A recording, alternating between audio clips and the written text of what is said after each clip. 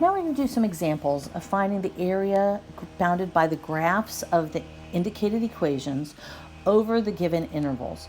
Where necessary, we'll compute our answers to 3 decimal places.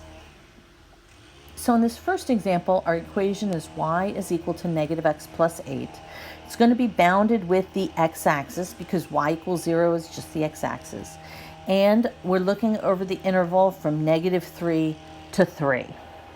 So the first thing we have to ask ourselves is when we're looking at this equation is we want to know whether it is above or below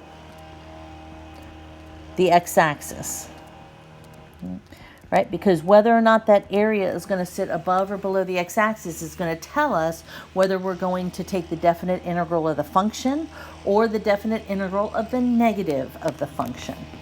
So if we take a look at our endpoints here, so when x is equal to negative 3, then in that case y is equal to the negative of negative 3 plus 8, which is equal to 11. On the other hand, when x is equal to 3, okay, y in that case is going to be equal to negative 3 plus 8, which is equal to 5. Okay? Notice that both of these are above the x-axis. So looking at a really quick sketch of the graph, okay, if we have our limits of negative 3 and 3 here. So at negative 3, my function is equal to 11. Let's say that's somewhere up there. And at x equals 3, it's equal to 5. So somewhere there. This is a line. So here is the line connecting those two. So my entire area is above the x-axis. So if I draw little dotted lines to indicate the boundaries for my interval, I can see that the area here, okay, is indeed above the x-axis.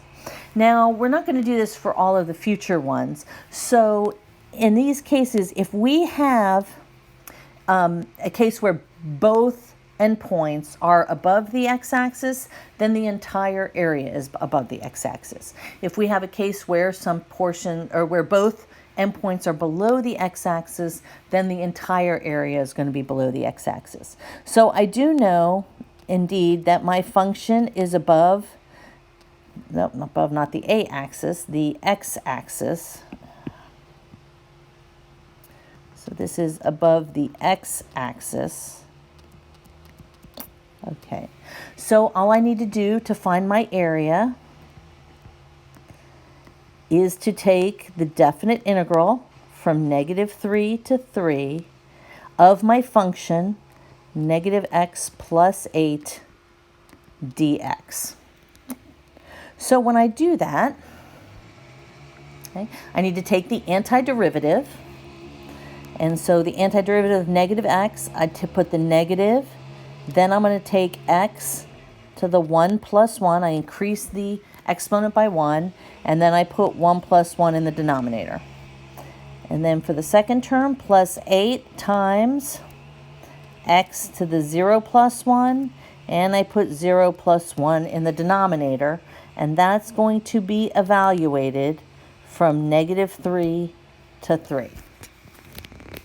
Okay, so again, taking a look at this, what this simplifies down to is negative 1/2 x squared plus 8x, again, evaluated at my limits of integration from x equals negative 3 to positive 3. All right, so I'm going to go ahead and calculate those numbers out. So when x is equal to 3, I have negative 1/2 times 3 squared plus 8 times 3, which gives me negative 9/2 plus 24, okay, which when I work that out, that'll be 19.5.